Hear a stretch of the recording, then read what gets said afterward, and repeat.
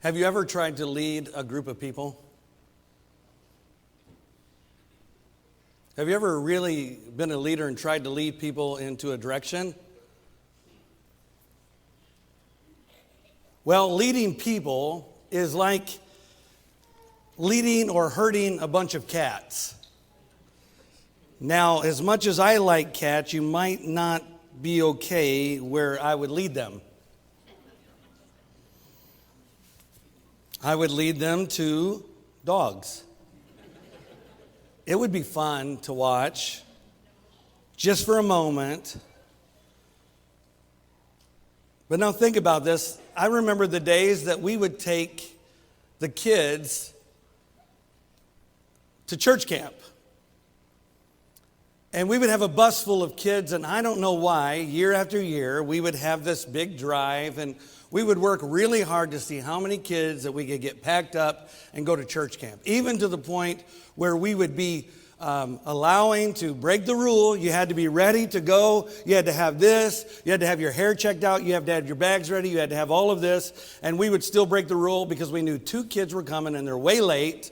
And I'm not going to say who those kids are because it would hurt somebody's feelings here. But anyways, for the most part, we're pushing for more kids, right? Because it just makes sense. For gas, if we're going to use this much gas, we might as well take this many kids. Kind of like a better deal. But guess what I realized as I would get a little older? That's not a better deal at all. I would rather pay the gas difference and have less kids because in all reality, have you ever taken 50 kids to church camp? And when you take 50 kids to church camp and you're leading 50 kids and you're on that bus, you take from seniors to real little ones. And everybody uses the bathroom, right? So you know that you need to get started. You're already running late and it's hot in there and the food's already warm. You get down the road and little Susie walks up to you and says, I got to use the bathroom. You got what? I got to go potty. So you have to stop with all 50 kids and make sure that little Susie gets to use the bathroom. Then you have little Johnny who says that Harley, no, you calls that, who says that, she said, you always use the word Johnny. Okay, well, I can use Harley too, right? So anyways, Johnny comes up there and says, Joey keeps pushing my seat. So you have to get up and you have to go and say, Joey, stop pushing on his seat, okay? Yeah. All right. So you get settled back down and Joey comes up and Johnny keeps kicking my feet in the walkway. And so you have to get back up and say, Johnny, quit kicking Joey's feet.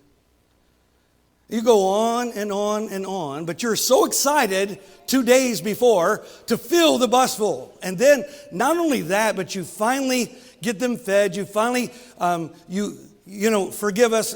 God, I really hope that you forgive us because we used to use the strategy of manipulation. Yeah, we used to manipulate the kids. And then we would bargain with them. We would make deals. And actually, you remember Phil Provine, he actually won that. We made a rule that you get this sweepstake or you get this prize. Whoever is the quietest on the bus from this point to camp. How many of you know that we were manipulating those kids? Father, forgive me for I have sinned. But then guess what? You think that's already a tough 3 hours, right? 4 hours? No. Now, we let them off the bus. For the most part, the bus driver gets to go home. And guess who gets to stay? The very ones that was pushing for more kids all week long. And now they're not confined to a school bus. Now they're confined to a big camp. And guess what? Well, all kinds of things happen. there was somehow miraculously, I'm going to share a story. You're going to see the miracles of God in this story.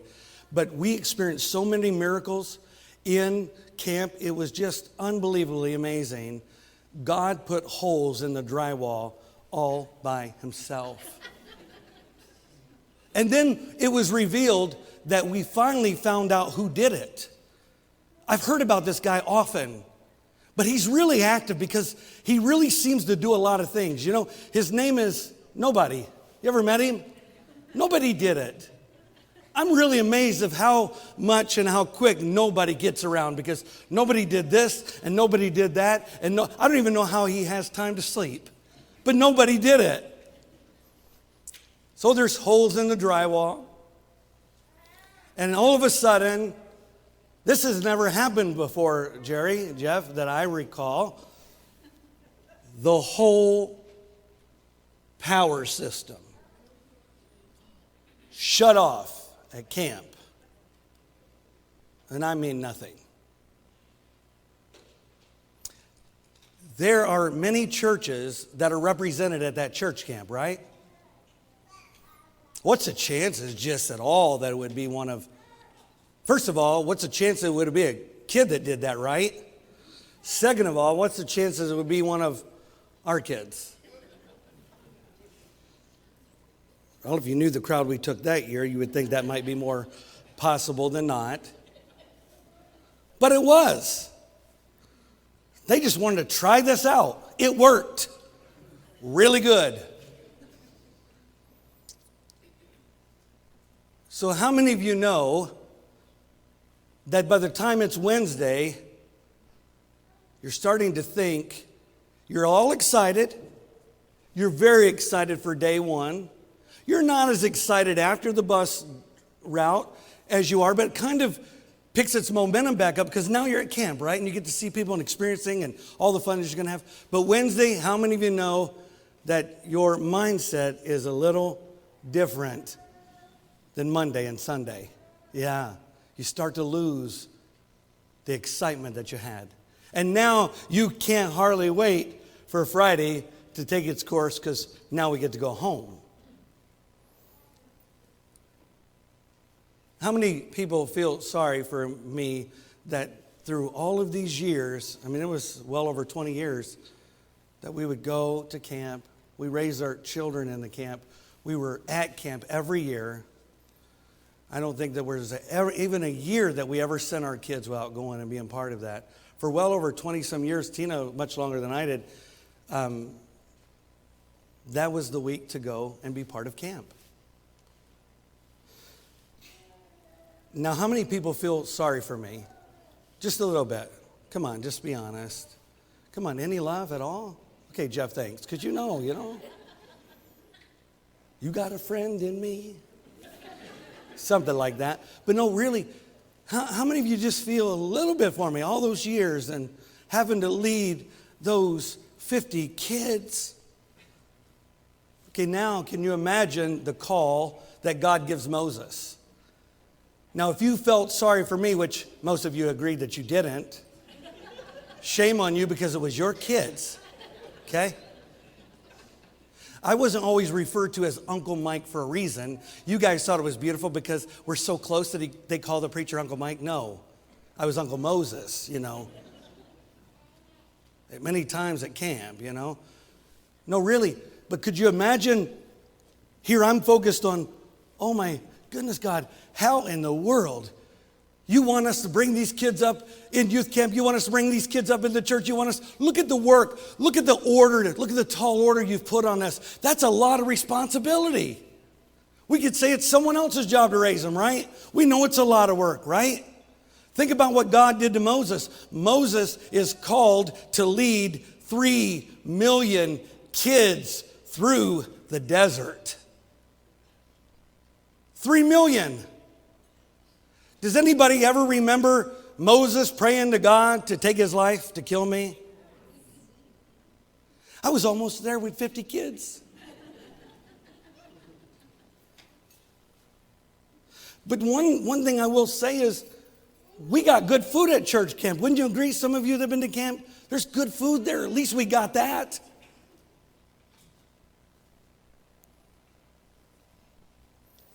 Some of those cooks at camp are some of the most amazing cooks because I've been in their home. And I've had meals with them, and man, can they cook. So we had a blessing part of that. Let me just say that God is going to call Moses to lead 3 million kids on this great big road trip. Now, not only on this road trip with everybody complaining, Moses, I got to go to the bathroom. Moses, Miriam's making me sit down in this seat, and I don't want to sit down in that seat. And Moses says, look, she's my big sister. I can't do anything about it. I would. But she's the dorm mom, okay? And Miriam can get really mean. Just sit down and be quiet for your own graces. So we see all of the Israelites fussing, they're fighting, they're asking many questions. And on this road trip, they go through many rough terrain. And then guess what? These people don't have a GPS system. All of you people who are, is there anybody that's 14 and under? Raise your hand. You're either 14 or you're under. All right. How about 15 and under? Okay. Repeat after me, okay? Look at me. Repeat after me. Map. Yeah, map. It's an interesting thought. See, these people didn't have a GPS system.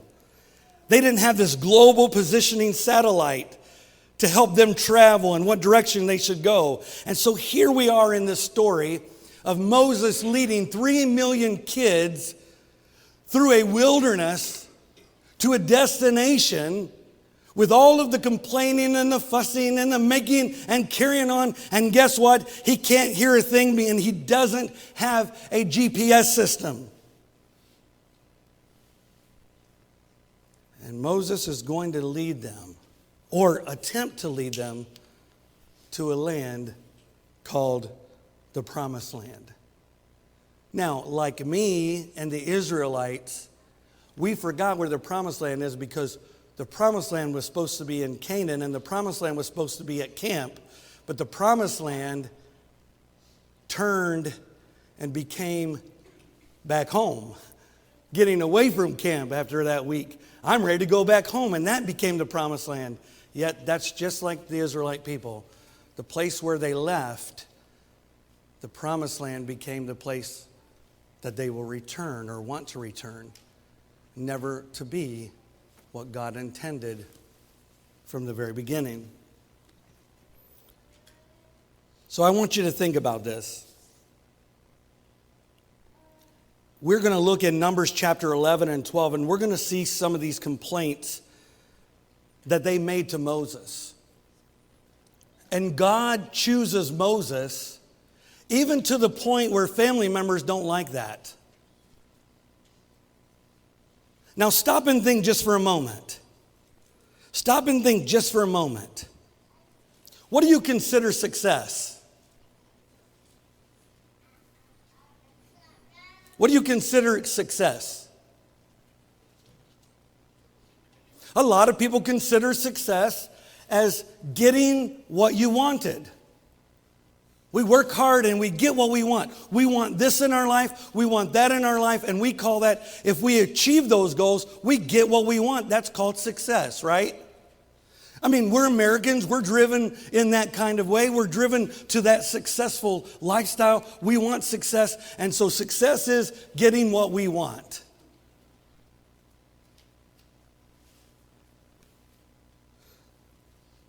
Remember, first time, Jeff, you came over to our house.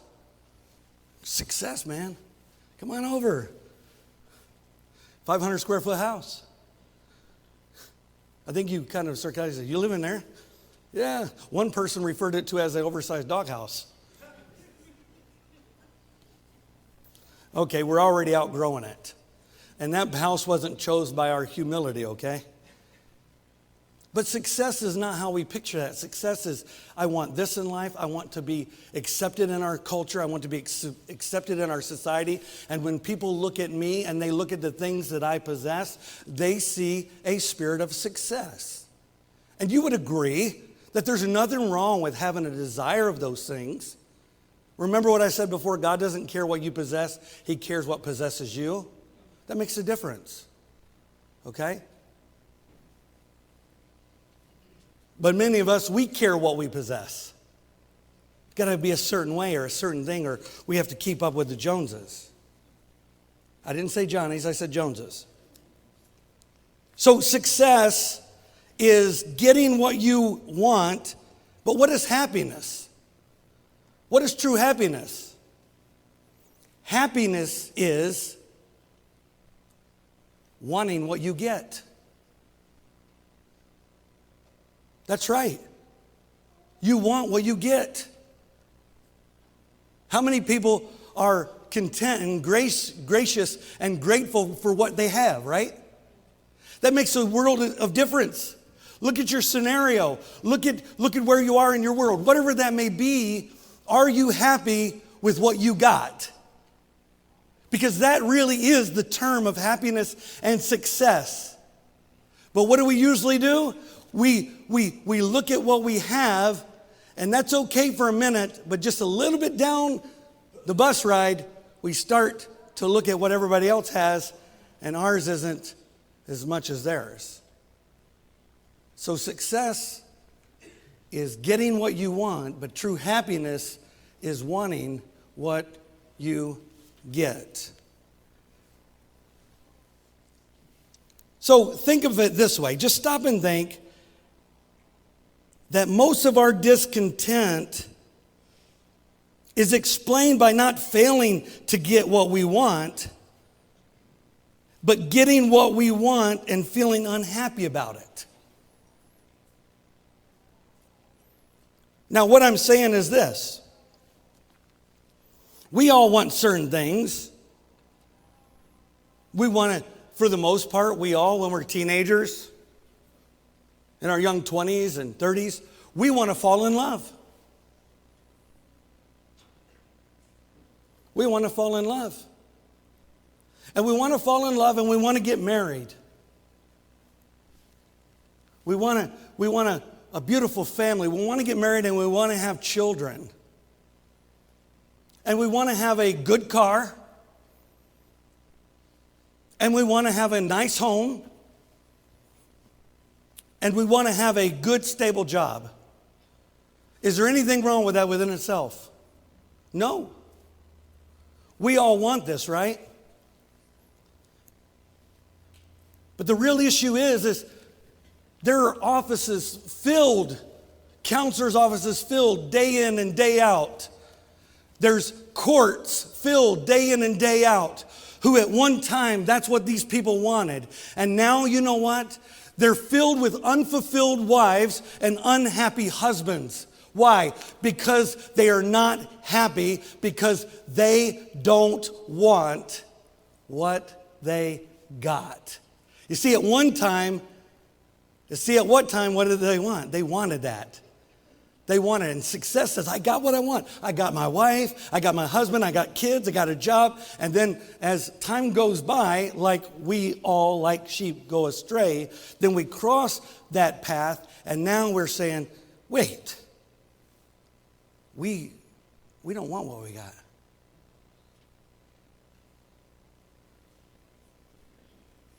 I'm not happy with her anymore. I'm not happy with him anymore. My kids are driving me crazy. Yeah, that house, it's just too small now. And it might be. But your perception and your view starts to change.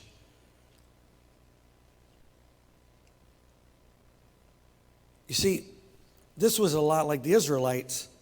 When you're looking at Numbers chapter 11 and verses 1 through 5, says, now the people complained about their hardship in the hearing of the Lord, and when he heard them, his anger was aroused. It's kind of like that bus ride. This bus doesn't have any air conditioning. It's hot in here. He's going too slow. It's taking forever. When are we going to get there? I'm hungry. I got to use the bathroom. What do you think the Israelites are doing?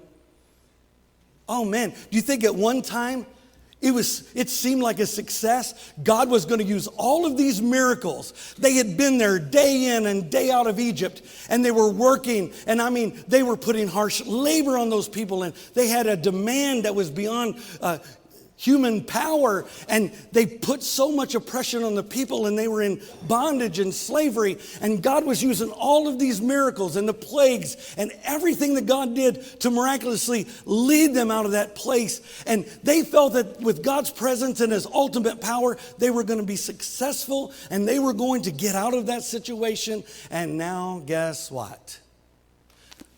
They got what they wanted, but now they don't want what they got. Are you listening? They started to complain of all the hardship. It's so hot out here. There's not enough water. I'm tired of eating pastry. And I wonder if there's like donuts.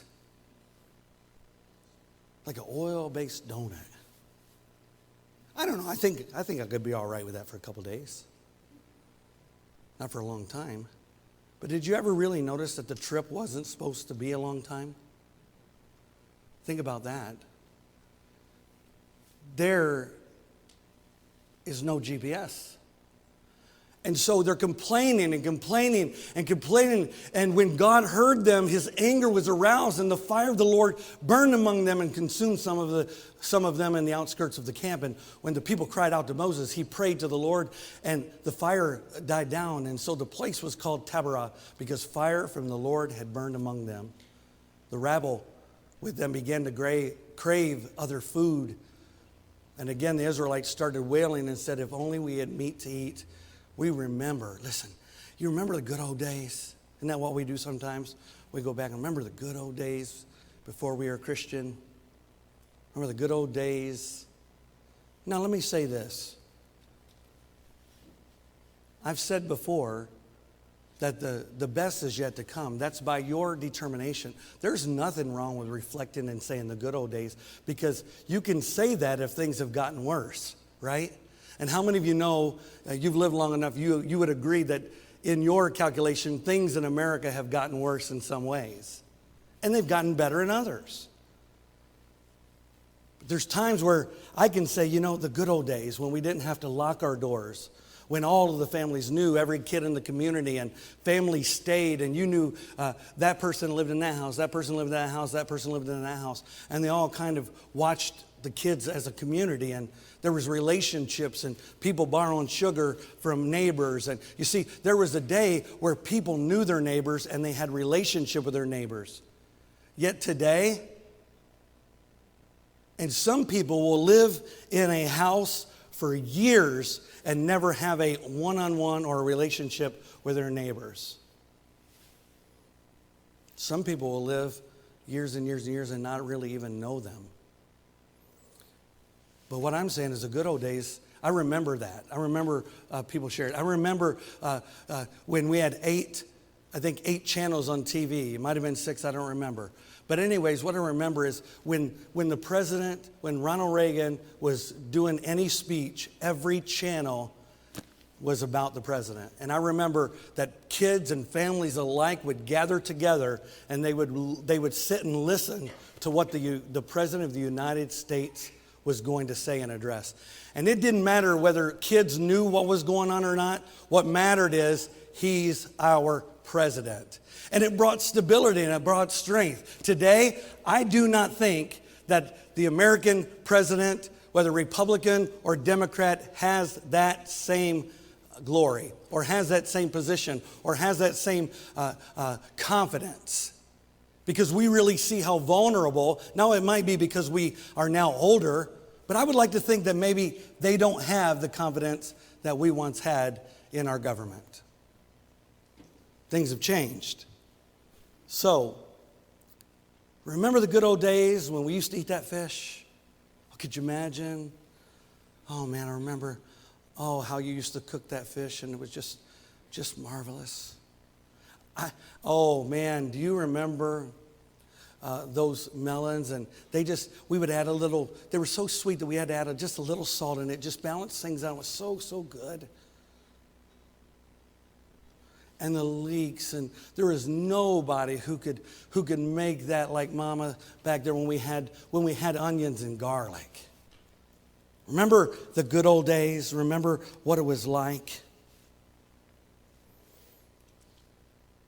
So Israel starts to complain about the food. Oh, day in and day out, it's always the same thing. Angel fruitcake. Yeah, manna. Manna, manna, manna. Some of you would know why I said it 3 times, because you've watched Brady Bunch. Marcia, Marcia, Marcia. Manna, manna, manna. And so they complained, and what did God do? God says, fine, if they want meat, I will give it to them, but they're not going to eat it just a couple days. They're not going to eat it a week. They're not going to eat it 2 weeks. They're not going to eat it. They're going to eat it for a full month. Period. I mean, you could bake it, cook it, fry it, whatever you do, you're going to have this. And I mean, it is even to the point where they can't even pick it out of their teeth. And you know what? They eat so much that they die. Have you ever had a Thanksgiving dinner that you ate so much that you were like Moses and asked to die? I think that maybe some of us are part of this problem. It's called Kibroth.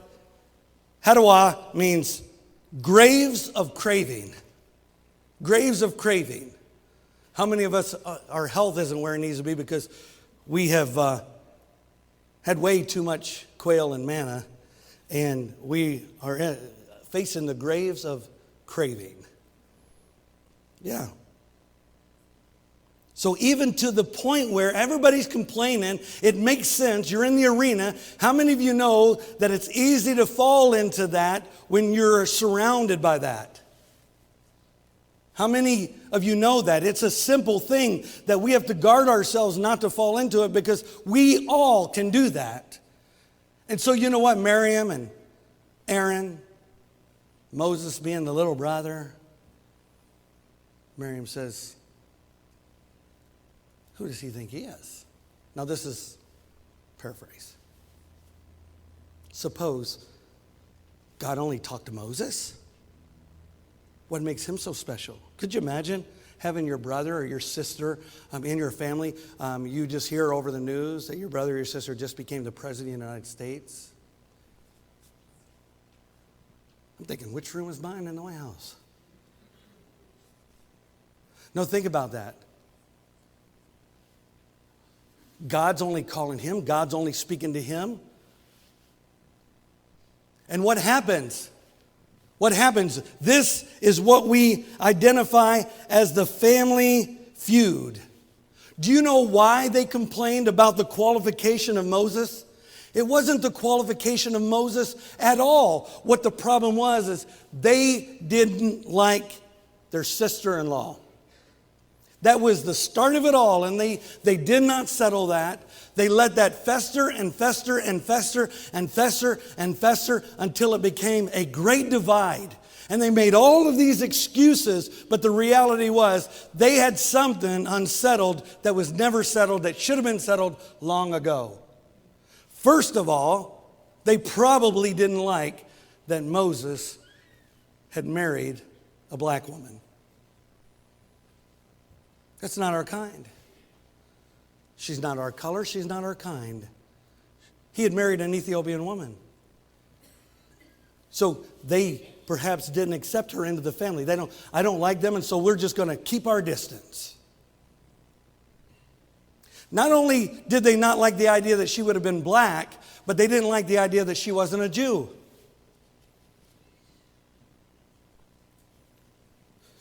So what are they doing? They're grabbing some of all the best complainers in Israel, the ones that's complaining big time, and they get together and they have fellowship in homes and they talk bad about the man of God. Who does he think he is? Why would God just only choose him to lead us? What a terrible job he's doing. How horrific. You see, when pride is... Here's what I'm saying. I love what God says about Moses. Did you know that Moses wrote this book? And did you know that Moses wrote, and Moses was the most humble man on the face of the earth? Could you imagine if he really was humble? That God had to force his hand, if you will, and Moses, with his great humility, is having a hard time writing. And Moses was the most humble man upon the face of the earth. Could you imagine that? Oh. If there's anything that I love writing is this part, and Mike is the most humble man in all. Think about that. Really think about what situation Moses is in. Yet he was. He was a man of humility. Listen, God really loves men of humility. He really does. He loves people of humility. Whether we're humble or not, we can't deny what God loves. Amen? So you know how we justify that in our hearts? Well, now we got to be careful. We, in the spirit of, don't mess that up with weakness. God loves a man who is humble and vulnerable. It's called a breaking point. So think about this just for a moment. What will pride do?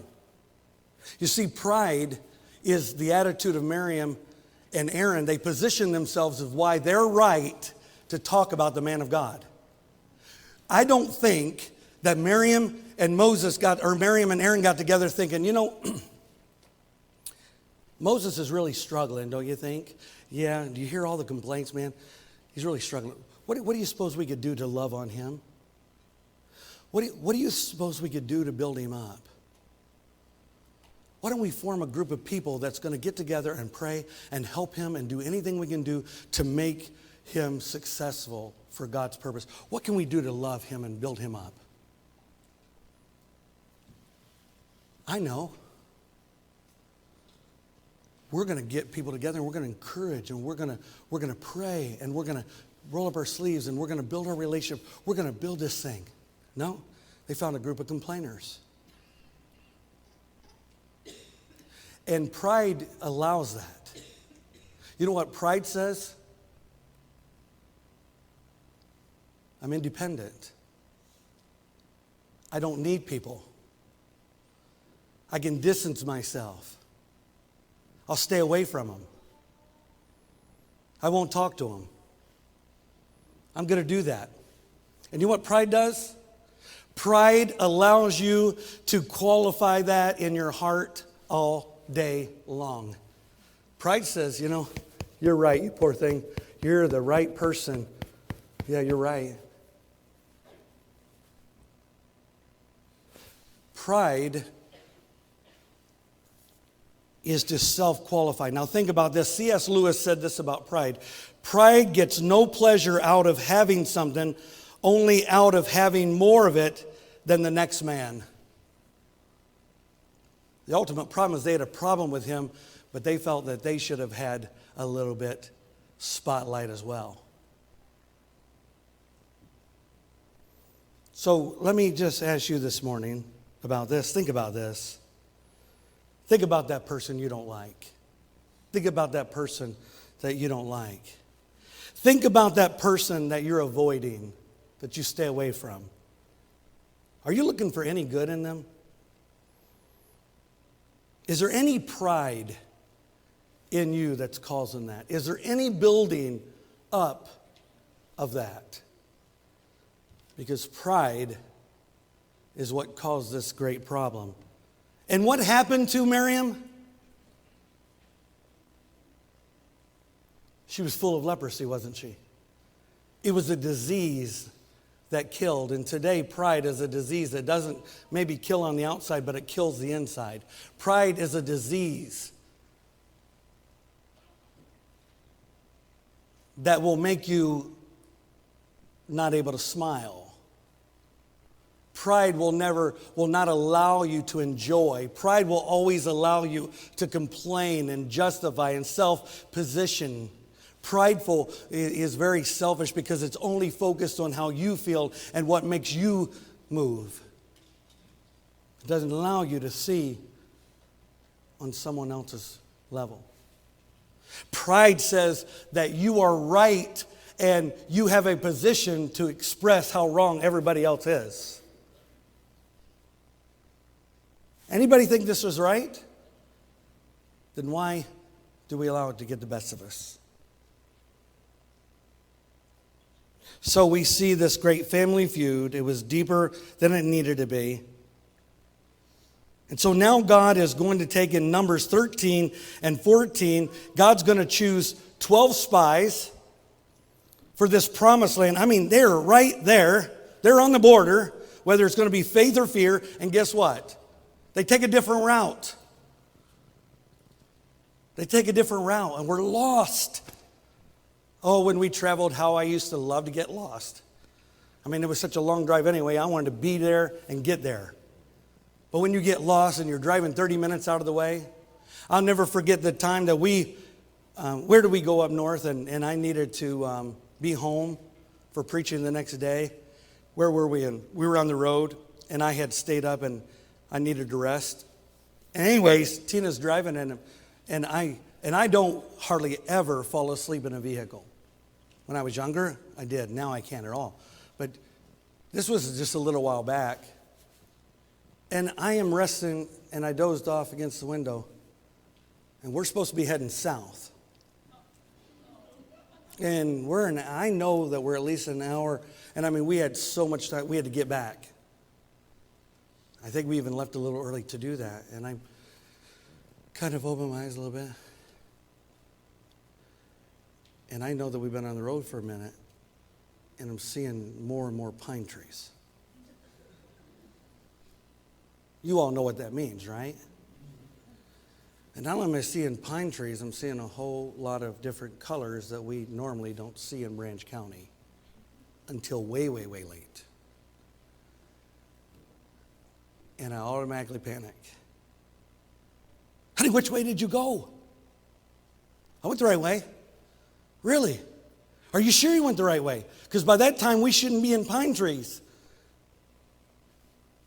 We've been an hour and a half on the road the wrong way. Yeah. Now you know how that feels.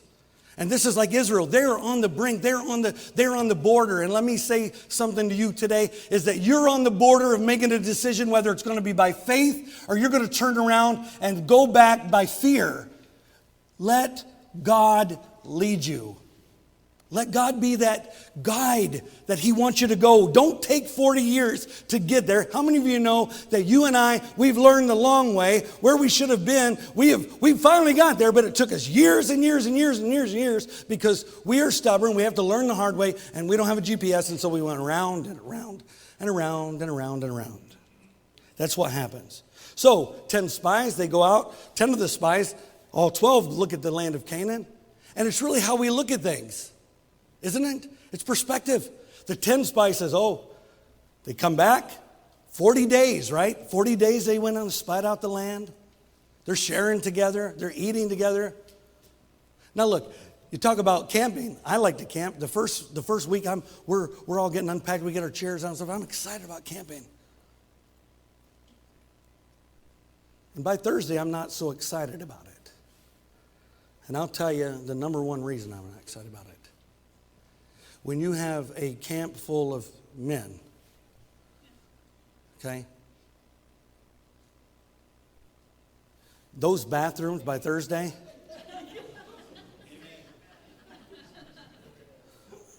I'm ready to go home.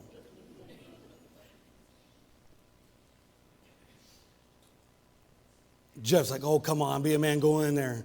I'm just sorry, I can't do that. Just can't. I can't do that. How long do we have to drive to get to the nearest gas station? I can't do it.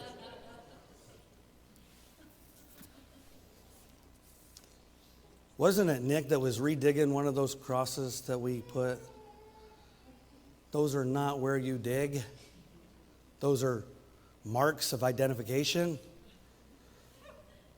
So the 10 tribe, they come back, the spies, they come back and say, oh, listen, goodness gracious, it is beautiful. There's no doubt about it. It is flowing with milk and honey. I mean, the grass is green. Oh, could you imagine? It's beautiful. It's exactly what we thought it was. But here's the problem.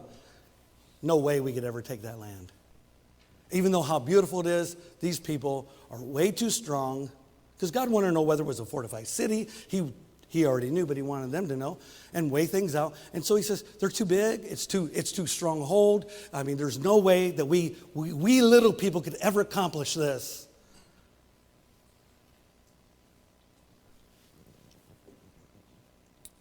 So they said, no, we're not. Let's just turn back around. We could never take this land. The people are giants. We're like grasshoppers in their eyes. Yet the two spies, Caleb and Joshua, says, they are right. It's beautiful. They are right. It's full of promise. They're right. It's a place where milk and honey flows. And I don't know what they're looking at. But he's pleading to the people, we can take it. You know why? God is with us. God's with us. That's why we can take it. Those people are grasshoppers in God's eyes. Let's look at it in God's view. And God wanted them to have it. And guess what? All through this, they thought success was to get what they want. And when they got it, they didn't want it. Fear, fear, fear, fear, fear. So after Moses urges the people to trust God and take the land, the people, they rebel and they refuse. Did you know God made a promise that every one of those people who was on that journey, did you know all of them people who journeyed did not make it to the promised land? Only 2 people. The 2 spies that says, yes, we can, for God is with us. I'm just saying narrow is the way that leads to life. Many of us, we estimate or we value or we measure our Christianity based on everyone else, when in all reality we should measure our Christianity based on God and His Word. Amen. These 2 were standouts. They didn't go with the flow. They took serious. Well, I could be a Christian and don't need church. I could be a Christian, don't need to do this. I could be a Christian. No, what is it that you should do? What is it you want to do? Don't you want to do more for God? We work because we are saved? Are we grateful? So they only entered.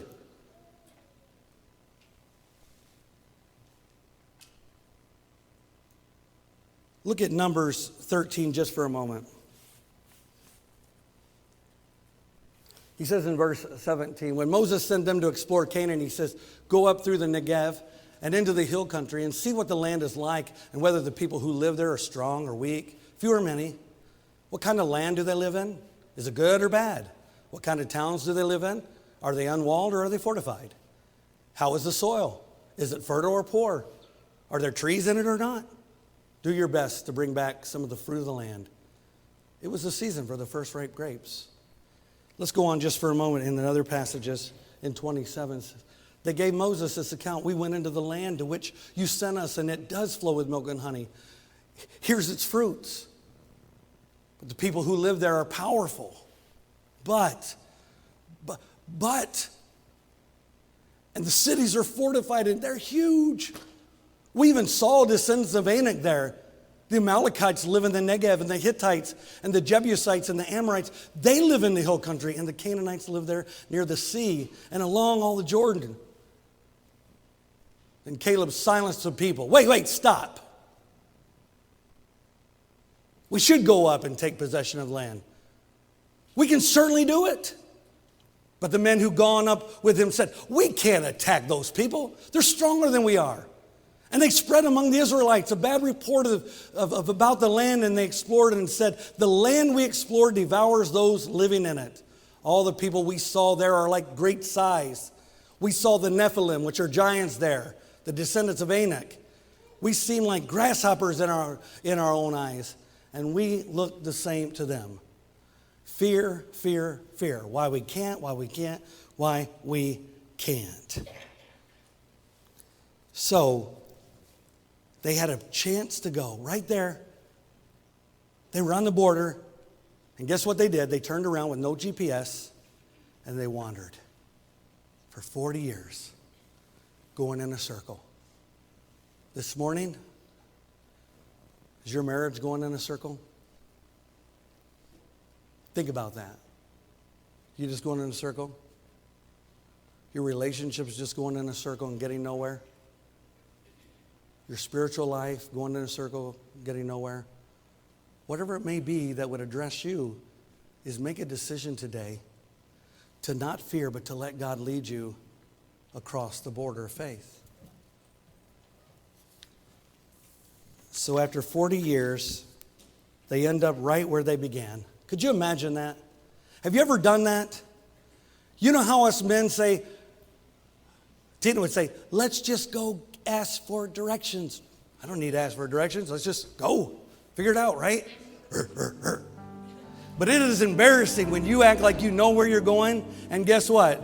By the time you drove around, I forgot who was with me. I know it was somebody, maybe Cameron, but we were in Toledo, and I had a different way, had a perfect way. And I said, no, let me just do this. And I drove around this street and that one-way street. And I drove for 30 minutes. I said, I can save us time. And I came around. It was just on the other side of the gas station when I started. That's just like the Israelites. They're getting nowhere. They're right where they started. Miriam died there. Aaron almost died there. God gave word there for 40 years. And God told him, speak to the rock and it will bring forth water. And what did Moses do? Not only did the people fear, and not only did the people lose trust, even Moses did. And he was angry. Now listen, the first time that God told Moses about the rock, what did he say? Take the rod and strike it, didn't he?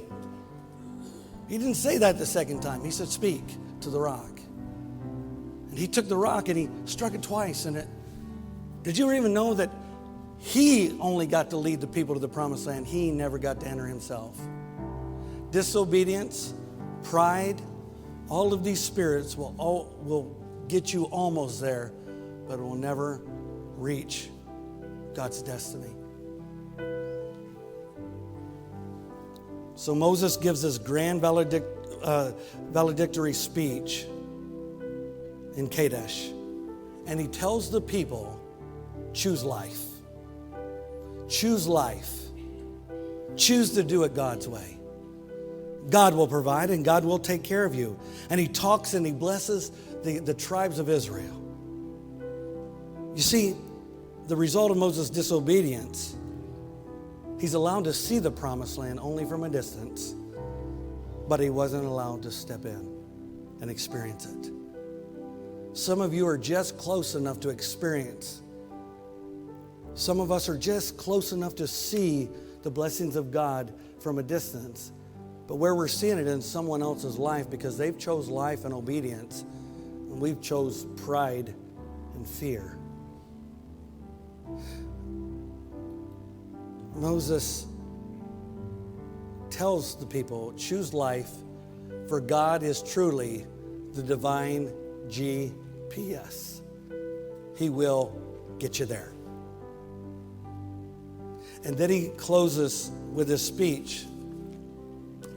Just remember, when you're traveling, you have a GPS system and you're not alone because God will always travel with you. This morning, I want to encourage you as we journey in this wilderness of life. How many of you would agree that life can be pretty tough? There's been many times that we read in the life of prophets where they say how old I am, but many of the years was a sad life. Many years was a troubled and a tough life. It wasn't easy to be a prophet of God. You wasn't always welcome. It was almost like being a police officer. Everywhere they went, somebody got a ticket. When a prophet came into town, people scared. Why? Because when a prophet came into town, most likely somebody died. Prophets had to come in and bring the judgment of God to the people. It wasn't like they were welcomed. And many times when angels would come, what would be the first thing they say? Don't fear. Yeah, right. When angels come, people die too. What I'm saying is, we have a choice today to choose life. And we can see a blessed life from a distance, or we can step out in faith and experience that life of blessedness. Are you letting God lead and guide?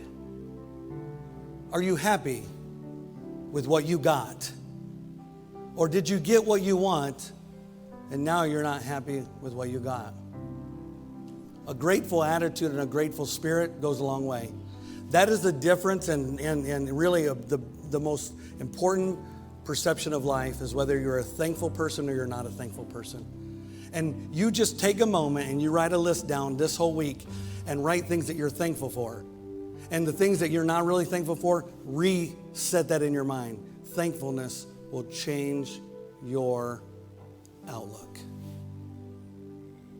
God is leading. He wants us to reach the blessed hope. Will you stand with me if you have a need this morning? Will you be set free? Will you pray? You see, that's all Moses had to do is pray for the water to come out of that rock. He didn't have to force it. How many of us are here trying to force things instead of letting God allow it to happen? How many of you really want the Spirit of God to lead you? You want the Word of God to lead you. Remember, it doesn't matter how much you know. It matters how much you apply. It matters how much you live. So let the Word of God prick your hearts. Let it be a renewed change in your spirit. And one thing that Moses said, and I will shut up, God said about Moses. He said, I've spoke, I'm paraphrasing, to many people. And I've told them what to say, and I've let you hear what I had to say. But there was something different about Moses. He revealed. He said there is no one who has a heart like Moses. And there's no one that is as humble on the face of the earth like Moses. And because of that, I spoke to Moses face to face. That's the heart that God relates to. And the Bible says all of the complaining and all of the things, what did it say? And it aroused the anger of God. Think about in your daily walk, how many times have I aroused his anger? But yet the spirit of Moses related to the heart of God. What's in your attitude to your spiritual walk? What is in your thoughts? What's leading you? Let God get you to where the promises are. Let us sing before God.